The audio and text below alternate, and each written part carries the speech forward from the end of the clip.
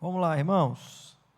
Nós falamos sobre que seriam as cartas católicas. Quem lembra que significa carta católica ou carta universal? E agora bananou tudo. É católica, é universal, mas que também não tem nada a ver com a Igreja Católica Apostólica Romana e nem com a Igreja Universal dos Deus dos últimos dias, né?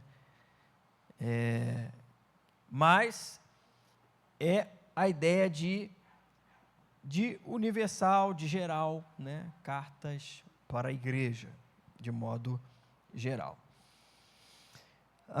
Falamos sobre as cartas que vão tratar do tema igreja e o sofrimento, que são elas, Tiago, Hebreus e 1 de Pedro. Só que 1 de Pedro a gente não conseguiu terminar, ou não iniciamos, mas já na pregação já dei uma introdução e uma análise sobre a primeira carta de Pedro. Então, de fato, esse era o cenário, como nós falamos, cenário de perseguição, de crueldade, de ostracismo, de perseguição. Ainda não era uma perseguição, como eu posso dizer, oficial, né? Uma perseguição oficial, porque tanto que Pedro fala, me presta essa Bíblia aqui, por favor. Pedro vai falar sobre um fogo, um novo fogo ardente. E aí, segundo os estudiosos de teólogos, né, a ideia de que ainda iria chegar a isso quando acontece com esse cenário com Nero. Deixa eu ver se eu acho aqui. 1 de Pedro fala sobre um fogo ardente.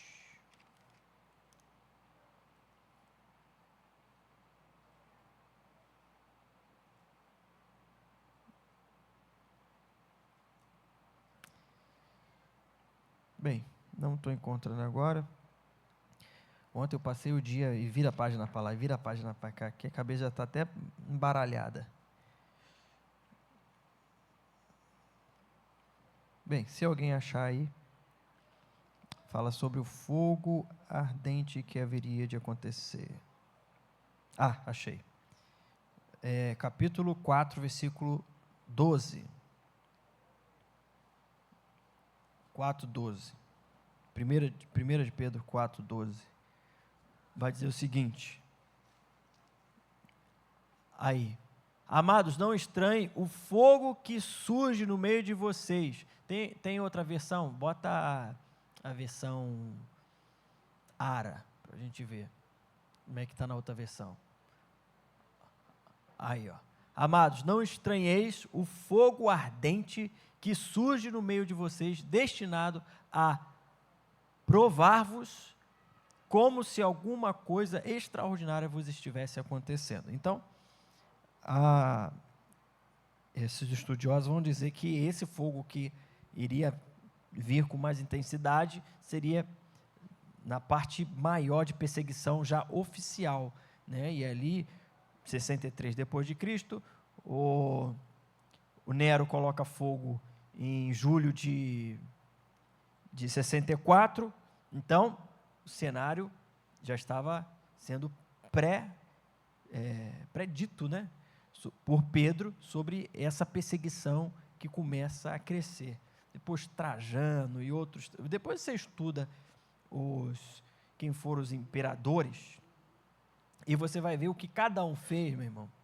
Ainda mais ali no ano de 100, 150, já na era dos pais da igreja, né? O que era pais da igreja? Porque tem a era da igreja, né, dos apóstolos, e depois vem os pais da igreja, os pais da igreja, que já é uma outra turma teológica, mas dessa linhagem. Por exemplo, tem Policarpo, que foi discípulo de João, Irineu, de Leão, e por aí vai, entre Tertuliano. São teólogos que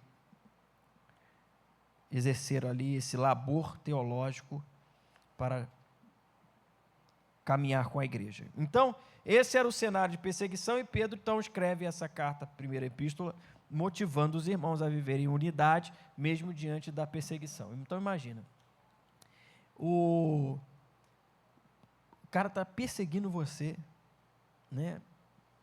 Chicote no lombo, porque o texto vai dizer que eles eram estranhos pelo povo, porque eles não participavam daquelas maldades, né? Foi o que nós lemos agora no sermão. Eles não participavam daquelas maldades, então eles estavam sendo perseguidos por fazer coisas corretas. Então, Pedro vai escrever para eles com essa ideia de que perseverem, sejam unidos, porque esse propósito é maior, é para a glória de Deus. Nós desfrutaremos da redenção, do céu que já está reservado para nós, que nós não somos dessa pátria. Ele já começa dizendo que somos forasteiros, peregrinos. Então, essa ideia de olha para a cruz, que Jesus sofreu e foi modelo, Pedro vai dizer, modelo desse sofrimento. Então, Pedro alinha, de certa forma, a ótica dos irmãos, falando, olhem para a eternidade, né? Até aí tudo bem? Então, é uma palavra de esperança, você concorda, irmão? Imagina, você diante de um cenário de perseguição, de maldade, e chega uma carta para você, dizendo, fica firme, que há um lugar reservado na glória. Fica firme, tire os seus olhos daqui da terra, coloque seus olhos no Senhor, continue unidos num só propósito. E olha que o Pedro é o Pedrão que em outros tempos ia falar, saca a espada e mete na orelha desse povo aí, mete a espada na orelha desse povo aí, porque que história é essa? É o Pedro que vai falar, de jeito nenhum, Jesus, que tu vai lá para morrer o quê? O que ele quer dizer? Se levantar a mão para o senhor, antes de levantar eu já dei uma rasteira. E eu imagino o Pedro parrudo, né? Pescador, imagino, para puxar aquele monte de peixe na rede. Deve ser um cara que tinha um braço forte, né? Ou deve ser igual o Wallace daqui da igreja, da Aline. Então, Pedro em outro tempo ia sair dando braçada na praia, mas agora o Pedro está falando o seguinte, mantenha-se firme num propósito maior. E o Pedro, segundo a tradição histórica, ele morre crucificado e ele pede para que morresse de cabeça para baixo. Segundo a tradição da igreja, vai dizer que, né, a expressão é que eu não sou digno de morrer como o meu mestre, como o meu Senhor. Esse é o Pedro regenerado e salvo pela graça de Deus. Irmãos, então, nós vamos falar hoje sobre a igreja e os falsos ensinos. Então, é bem curtinho essa introdução, porque são livros, ou melhor, cartas, epístolas curtas. Então, abra sua Bíblia comigo aí, nós vamos falar de 1 Pedro, Judas, 1ª, 2ª e 3ª João. Então, abra, por favor, em 1 de Pedro, 2 de Pedro.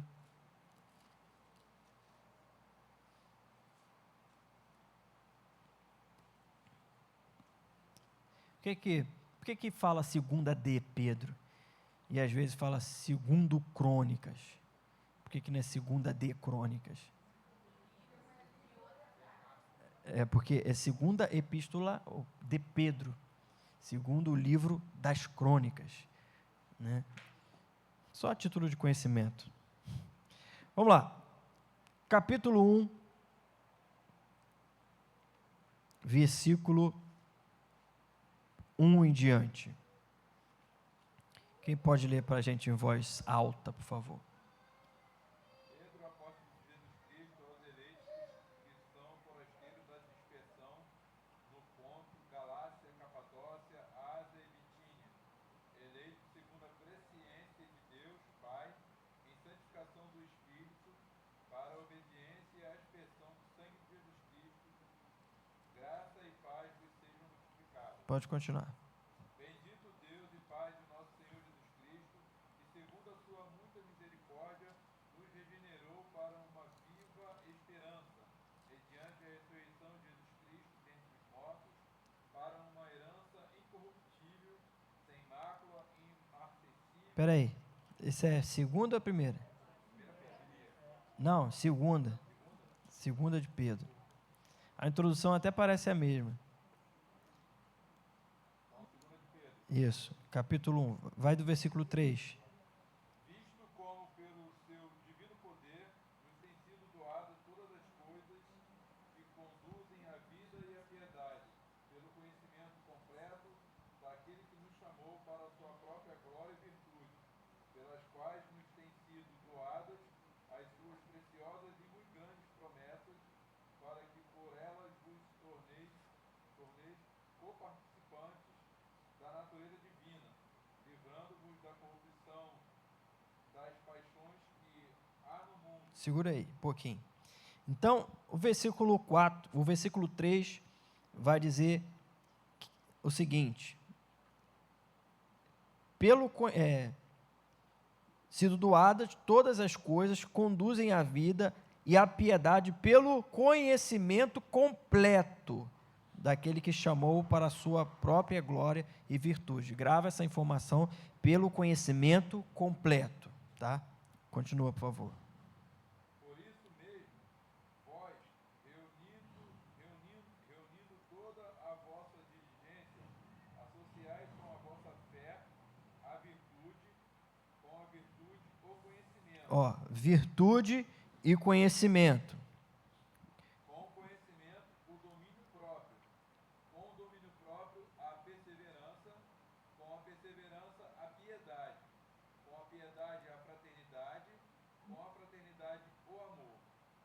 Por estas coisas, existindo em vós e em vós aumentando, fazem com que não sejais nem nativos, nem infrutuosos no pleno conhecimento de nosso Senhor Jesus Cristo.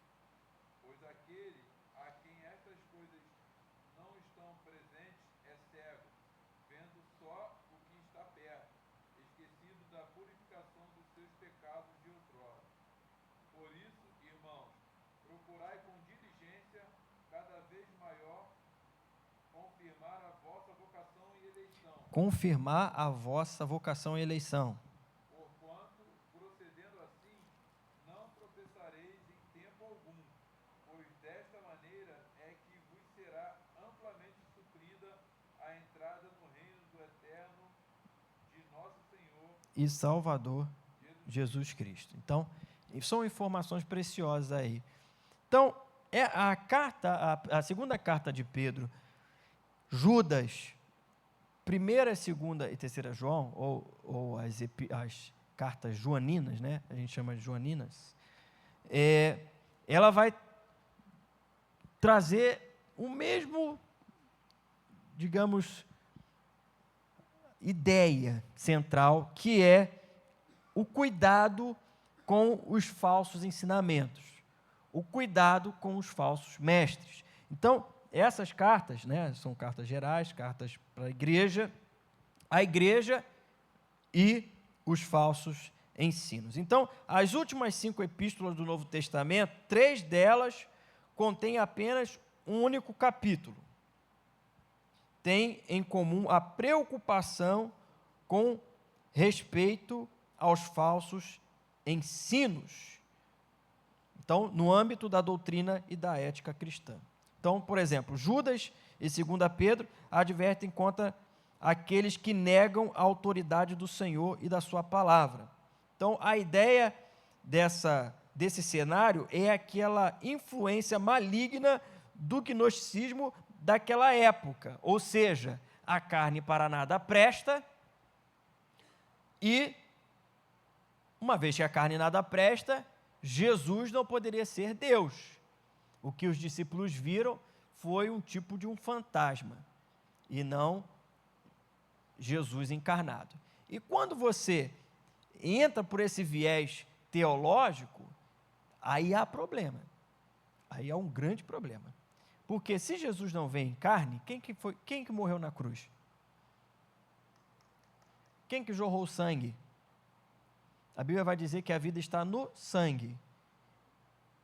1 de Pedro 3,16. Coloca aí para eu ver se é esse o texto. 1 de Pedro 3,16. Isso. Não, 1 de Pedro não, perdão. 1 João 3,16. 1 João 3,16. Isso. Aí. Nisto conhecemos o amor, que Cristo deu a vida por nós e devemos dar nossa vida pelos irmãos. Alguma versão, no lugar de vida, vai estar escrito sangue? Tem alguma versão escrito sangue? Vê na NA, vê se está escrito sangue ou se está escrito vida. Tem alguém aqui com a versão escrito sangue? Como a verdadeira... Essa vida também. Deu a vida também. É vida. Já foi todas?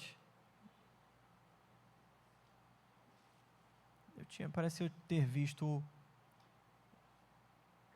É vida também.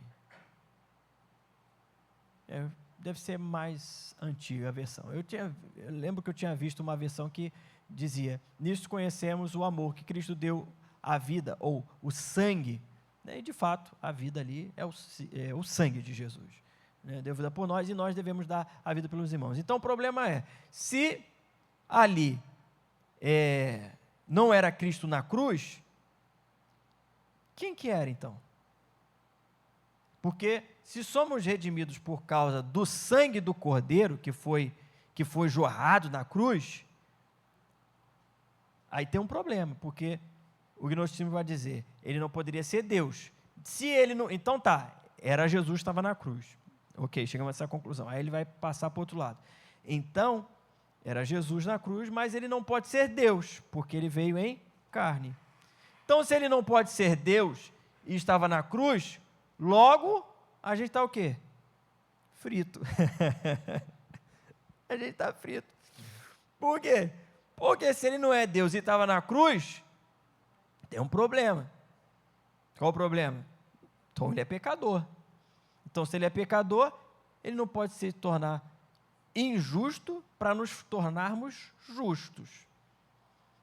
Então, a teologia demoníaca da época, e essa teologia ela se estende até os dias de hoje, é chamada gnosticismo, tinha esse sistema de ensinamento. E 1 João 4, 1 a 3, não precisa colocar aí não, vai chamar isso de espírito do anticristo. Anticristo. Então, essa era a doutrina que estava percorrendo pelas igrejas naquele tempo, e esses irmãos escrevem essa carta. E Pedro, nós já conhecemos quem é o nosso irmão aí, o nome dele era Simão, e Jesus o chama de Pedro, ele se coloca como Pedro. Então, a palavra-chave da epístola dessa de Pedro, é conhecimento. Então, essa ideia de conhecimento aparece 12 vezes em muitas formas. Então, o ensinamento é uma carta que busca combater o falso ensino, o conhecimento, ou melhor, combater o falso ensino com o conhecimento da verdade. À medida que você conhece a verdade, você refuta o falso ensinamento. Então, essa segunda carta, epístola de Pedro, a chave dessa epístola é conhecimento. Conheça a doutrina, a sã doutrina, a palavra. E é isso que, não é isso que acontece nos dias de hoje?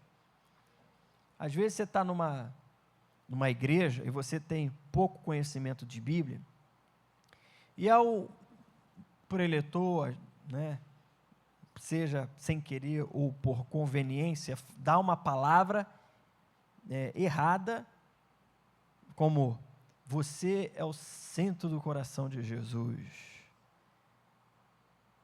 Aí você, uai, eu sou o máximo. Não. Aquilo é bom, né? Sou o máximo, Você é o cuticute de Jesus. Você sou o máximo, né?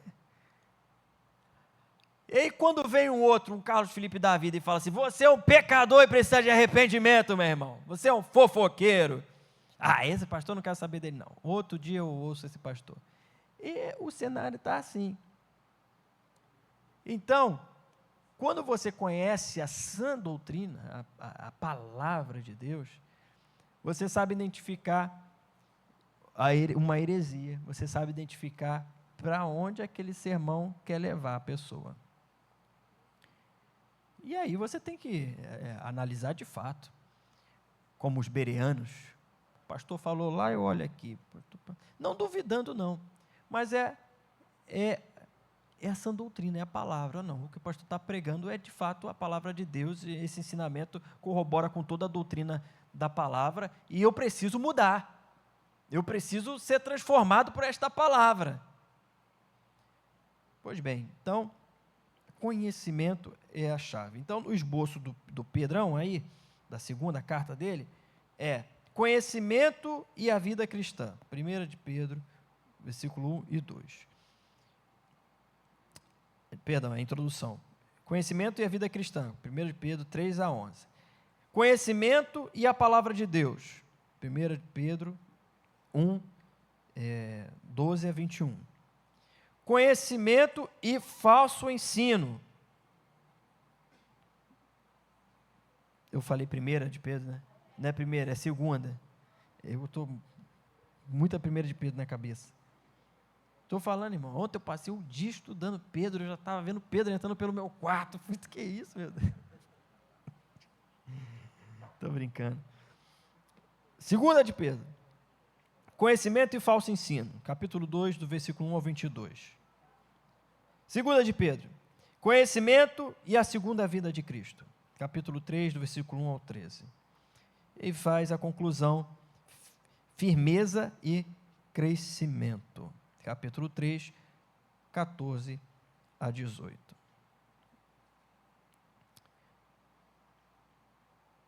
Vamos lá.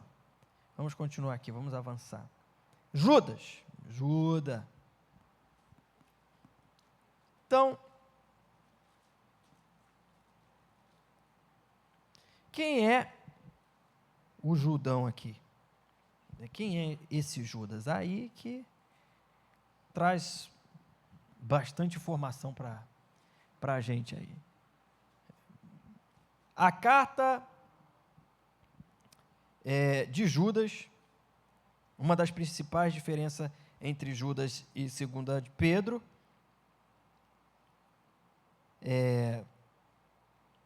aparenta ser Pedro, que advertiu que haverá entre vós falsos mestres. Capítulo 2 de 2 Pedro, versículo número 1. Pedro vai dizer, assim como no meio do povo surgiram falsos mestres, assim também haverá entre vocês falsos mestres. Pedro já está, como posso dizer aqui, predizendo. Existe isso? Predizer? Né? Existe. Está predizendo acerca do que poderia acontecer, advertindo sobre os falsos mestres. profetizando, né? E Judas já declara que certos indivíduos se introduzem com dissimulação. Um está dizendo que vai acontecer, o outro está dizendo, está acontecendo. Já está no meio de vocês. Então, abre aí, Judas, capítulo... Só tem um capítulo, né? Judas, versículo 4.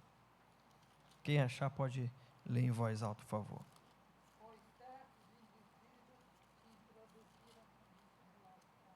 Pois certos indivíduos se introduziram com dissimulação, os quais desde muito foram antecipadamente pronunciados para esta condenação. Homens ímpios que transformaram em libertinagem a graça do nosso Deus e negam o nosso único soberano e Senhor Jesus Cristo. Olha o cenário. Cenário de cuidado com os falsos mestres. Então o Judas também está falando, o Pedro está falando, vai acontecer, o Judas está dizendo, já está acontecendo. E a gente traz para os dias de hoje, e também precisamos ter esse mesmo cuidado. Então, a dica para nós é, leia essas epístolas, né? 2 de Pedro, Judas e as cartas joaninas, numa tacada só, e é curtinha, é pequena. A 2 de Pedro tem, o quê? Quantas? 3, 4? Quantos capítulos? 2 de Pedro tem... 3 capítulos. E as outras tem tudo um. Tudo um capítulozinho, tudo curtinho.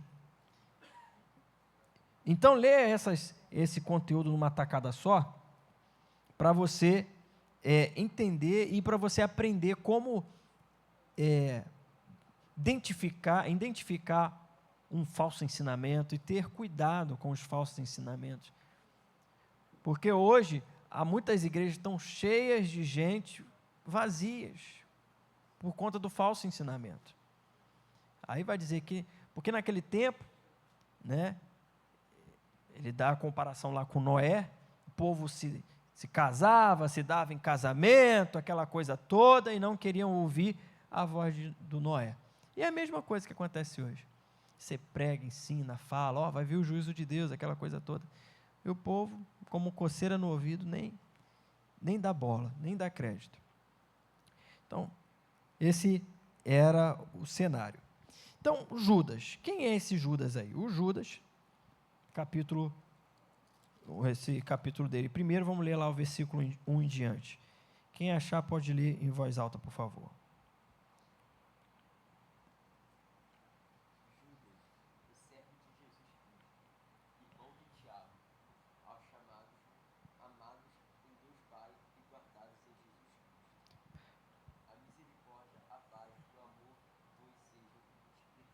Bom, primeira informação que ele tem, ele fala aqui, servo do Senhor Jesus Cristo, irmão de Tiago.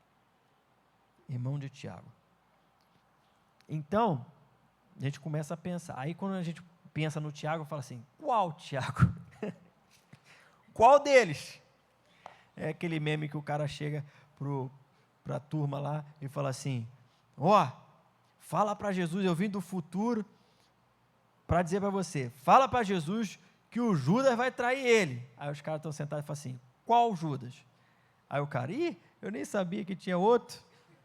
Né? Aí teve que voltar tudo no tempo. Então, qual Judas? Qual Tiago? Então vamos lá, a gente tem o Tiago maior e o Tiago menor. Estou puxando na memória também, me ajuda aí. O Tiago maior é filho de Zebedeu, que é irmão de João, os irmãos do trovão. Maior por ele talvez ser mais alto e mais velho, né? Maior no sentido de idade também. O Tiago menor, ou mais novo, é filho de Alfeu.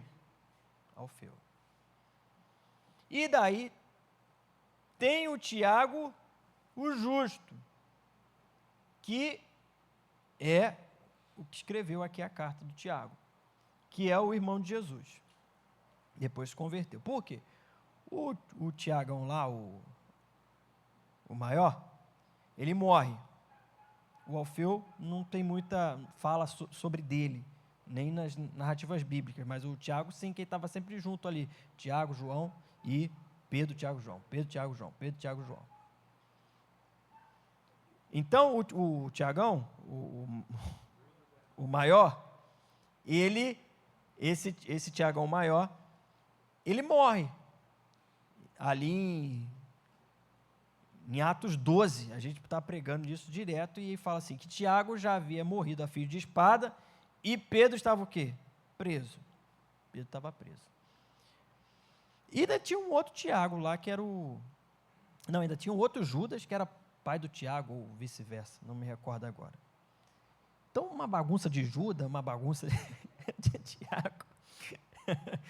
Ainda tem o Tadeu. Tem o Tadeu, que em 3 evangelhos chama de Tadeu, no outro vai chamar de Judas. Eu acho que é Lucas, chama de Judas. E daí a ideia de que poderia ser o Judas Tadeu. Entendeu? Judas era o nome comum. Judas era o nome comum. Então, um se matou.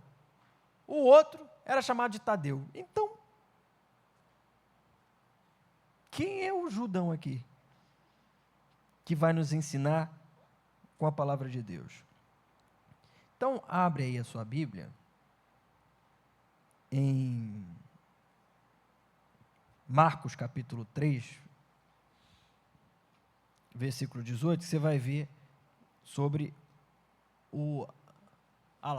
André, Filipe, Bartolomeu, Mateus, Tomé, Tiago, filho de Alfeu, Tadeu, Simão, o Zelote. Aí, Tadeu.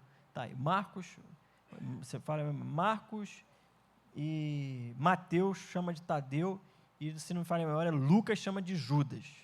É o Judas Tadeu. Mas, se ele é chamado de Tadeu, então quem é que se apresenta lá como Judas, servo do Senhor, irmão de Tiago? Irmão de Tiago.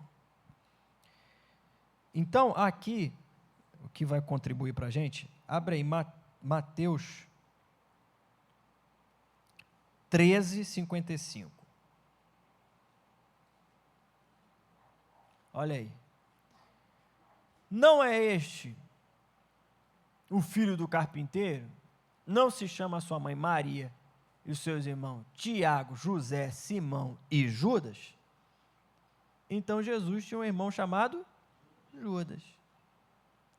Então, há uma concordância teológica que esse Judas aqui é o irmão de Jesus, que ele é irmão de Tiago, e ele se apresenta de uma forma humilde, assim como Tiago, não como irmão do Jesus, ele entende e se coloca como servo, e Tiago fala da mesma maneira, como servo do Senhor.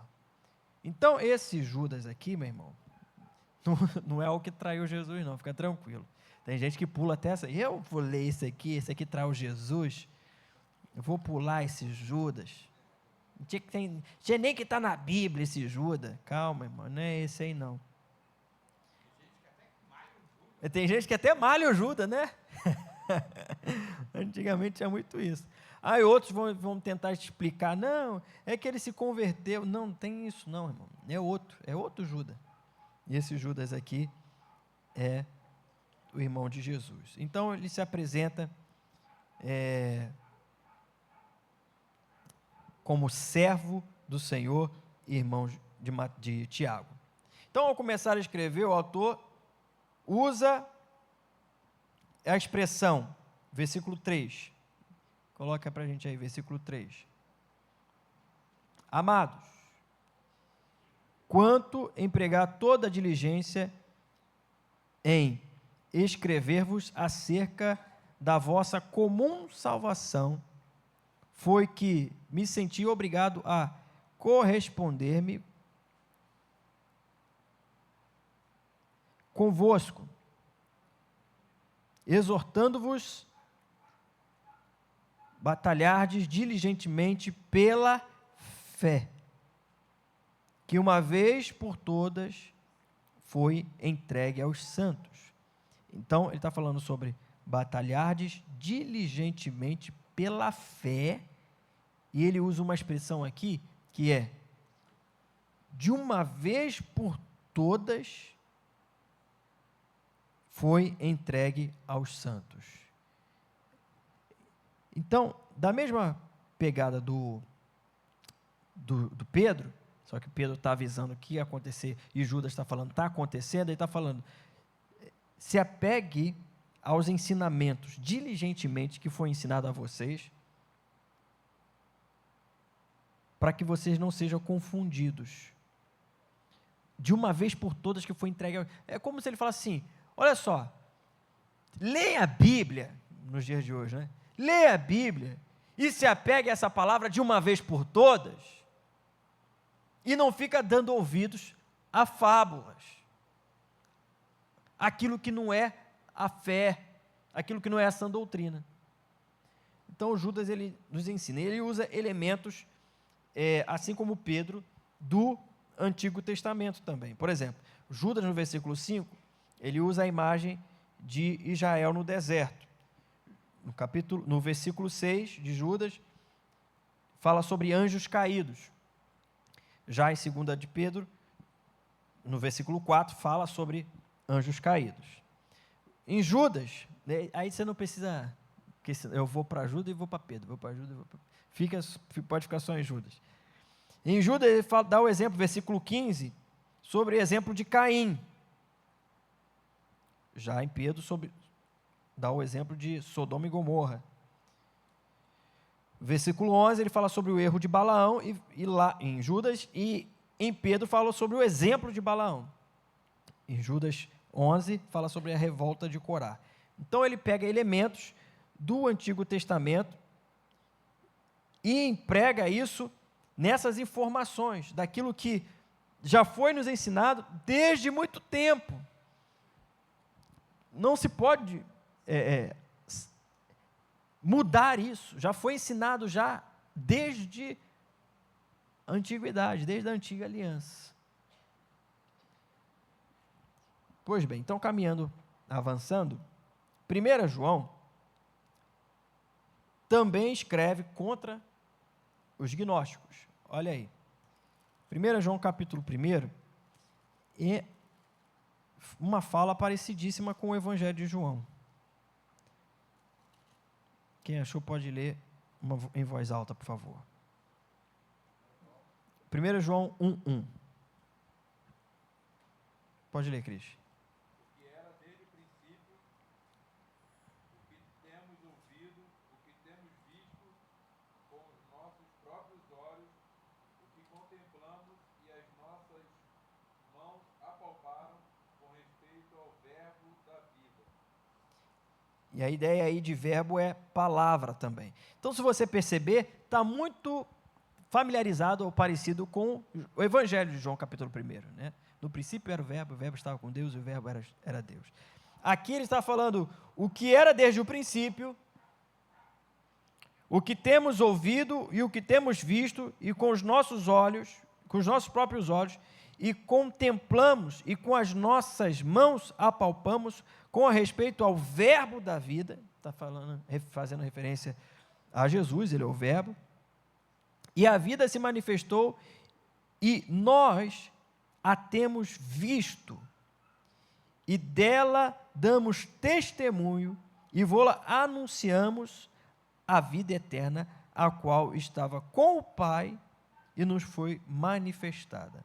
Ou seja, agora o cenário, ele está falando de que Cristo, ele veio, nós vimos, tocamos, apalpamos acerca daquele verbo que havia sido prometido, e ele veio, tocamos nele, apalpamos e dele damos testemunho e anunciamos acerca desse Jesus, desse verbo. Versículo 3. O que temos visto e ouvido, anunciamos também a vós outros, para que vós, igualmente, mantenhais comunhão conosco. Propósito naquilo que tem sido ensinado. Comunhão conosco. Ora, a nossa comunhão é como o Pai e com a nossa comunhão é com o Pai e com o Filho Jesus Cristo. Estas coisas, pois, vos escrevo para que a nossa alegria seja completa. Então, daí em diante, Pedro vai falar aqui, versículo 5, ora, a mensagem que da parte dele temos ouvido, a vós anunciamos é esta, que Deus é luz, e não há nele trevas nenhuma.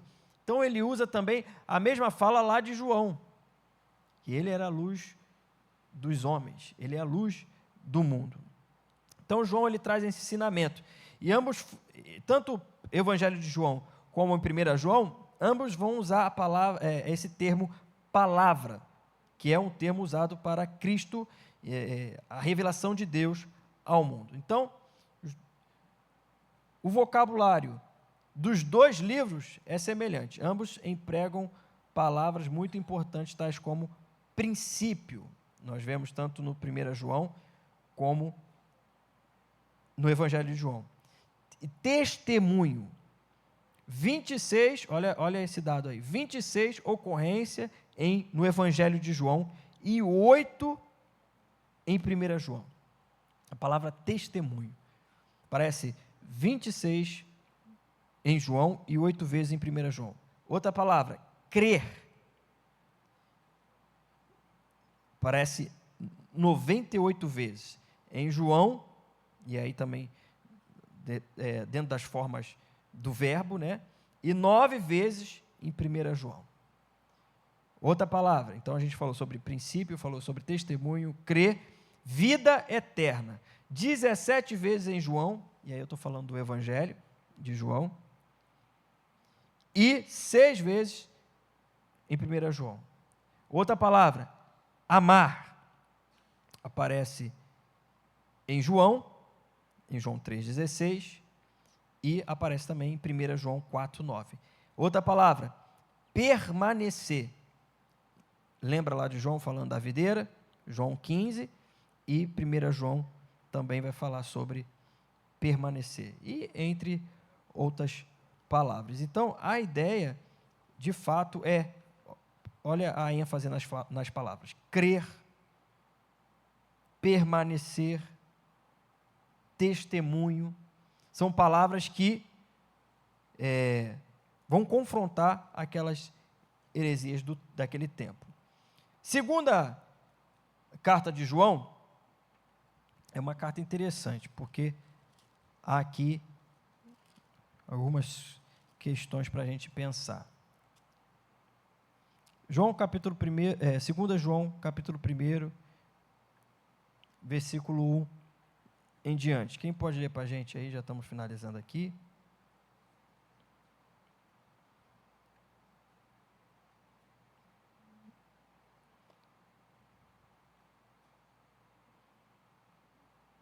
Achou aí, Cris? 2 João. O presbítero, a senhora eleita e aos seus filhos.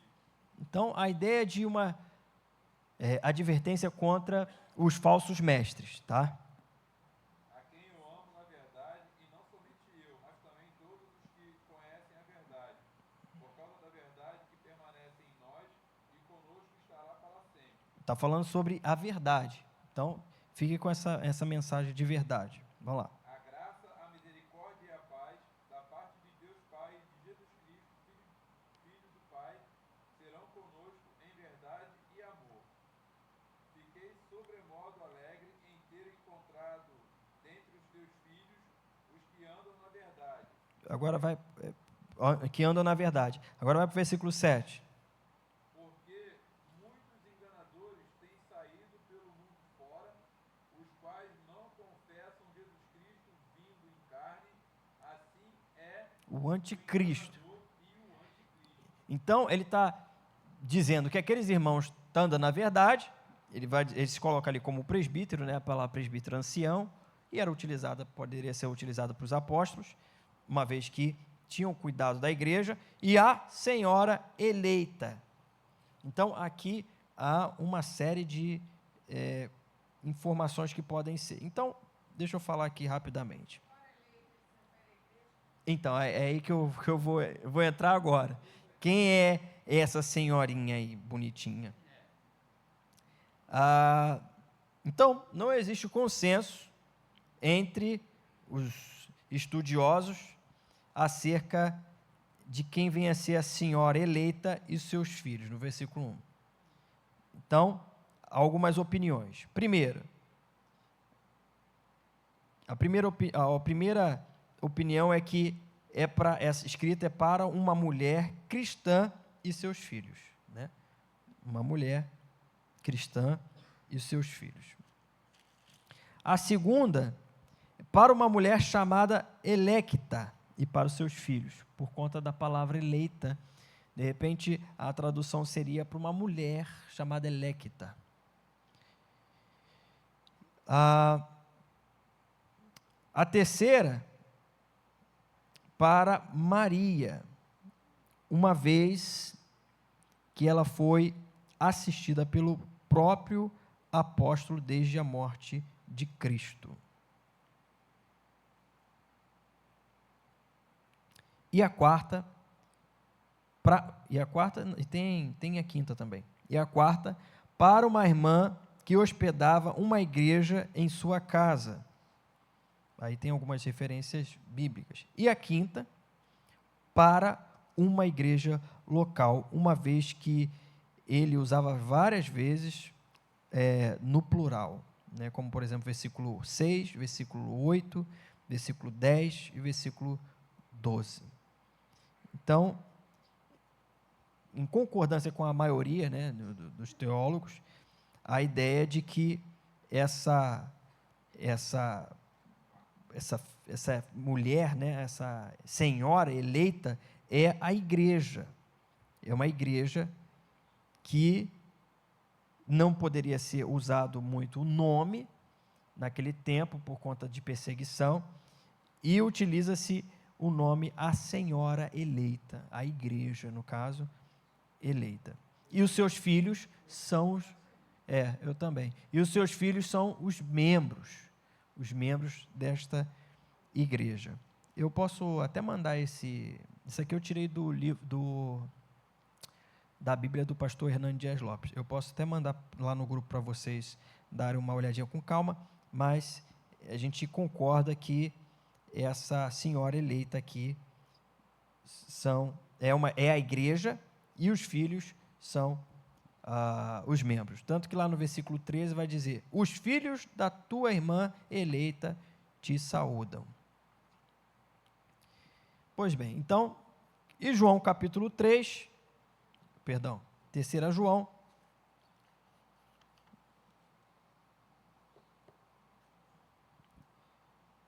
João, capítulo 1, versículo 1. Pode ler para a gente aí, Cris? 3 João, capítulo 1 em diante. O presbítero ao amado Gaio, a quem eu amo na verdade. Amado acima de tudo, faço votos por tua prosperidade e saúde, assim como é próspera a tua alma. Pois fiquei sobremodo alegre pela vinda de irmãos e pelo seu testemunho da tua verdade, como tu andas na verdade. Testemunho da tua verdade, como tu andas na verdade.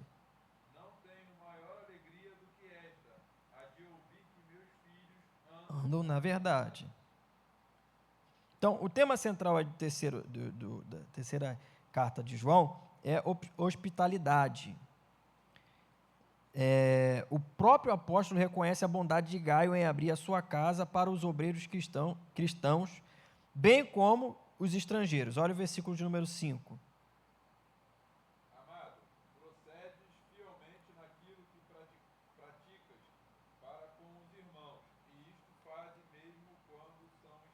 Então, ele incentiva a dar continuidade também nesse ministério, o Gaio a dar continuidade nesse ministério. Versículo 6. Os quais, perante a igreja, deram testemunho do teu amor. Bem farás encaminhando-os a sua jornada por modo digno de Deus. Então, esse é o testemunho de Gaio, um homem fiel, que anda na palavra, que anda na verdade, e um homem de hospitalidade. É um homem que recebe com ternura, recebe os estrangeiros em sua casa. Hoje em dia a gente fica meio assim, né? Mas é uma essência do cristão ser receptivo, né? Por exemplo, eu só vou dar continuidade nesse sermão que nós falamos hoje. É estranho, entra um visitante na igreja e você não conhece, e você está vendo, você está aqui na igreja, você está vendo que é um visitante. O mínimo que se faz é o quê? Seja bem-vindo. É o mínimo, né? Seja bem-vindo, meu irmão, fica à vontade, né? Aqui é a casa do Pai, precisar de alguma coisa, estou aí.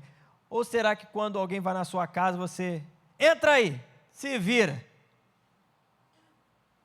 Eu ia ficar sem graça. Se eu for na tua casa e falar assim, pastor, entra aí, e eu fico meio sem jeito, né? Agora, à medida que você vai tendo intimidade com a igreja, com os irmãos, você vai se sentindo à vontade, ao ponto de chegar outro visitante e você fazer o quê? Seja bem-vindo. Fui muito bem tratado, agora também. Então, isso é o quê? Testemunho. É o testemunho dos crentes daquela época, que permaneciam fiéis na palavra. Então, diferente daqueles que não criam em Jesus como Senhor, que ele não veio em carne, aqueles que criam davam testemunho dessa verdade, através do amor. E João é o apóstolo do amor, né? Então, precisamos aprender essas verdades fundamentais que são bases da igreja. Bases da igreja. Olha os cultos, sempre nas casas. O Pedro estava preso e o culto lá na casa da irmã Maria, comendo a oração, comendo solta. O Pedro faz o quê? Vou para lá. A turma está lá orando. Vou lá agradecer. Então, essa é uma identidade do cristão. É uma identidade do cristão, o que anda na verdade. Ele dá testemunho dessa verdade. Então, o que essas últimas cartas gerais estão nos ensinando aqui é sobre viver na verdade, na fé, na sã doutrina e dar testemunho dessa verdade. Testemunho de vida, por onde a gente passar, independentemente do cenário, seja ele cenário favorável ou não, como nós aprendemos na primeira carta de Pedro. Amém, irmãos? Amém. Glória a Deus. Finalizamos aqui as cartas gerais. Próximo domingo, se o Senhor assim permitir, vamos falar sobre Apocalipse. Apocalipse. Então, venha preparado, né, para falar sobre Apocalipse. Vem com calma, que é o tema onde o povo, meu Deus, o que é isso de 10 chifres, 5 chifres, estrela, candelabro e sol, e tem uma cabeça de uma coisa e 4 seres viventes? Vem com calma. Mas a gente vai estar... não precisa ter medo. Que Apocalipse é revelação, né? A gente vai falar sobre descortinar. À medida que você vai vendo e vai olhando, você... Nossa! O final é glorioso. É assim que é o Apocalipse que a gente deve ler. Vamos ficar de pé?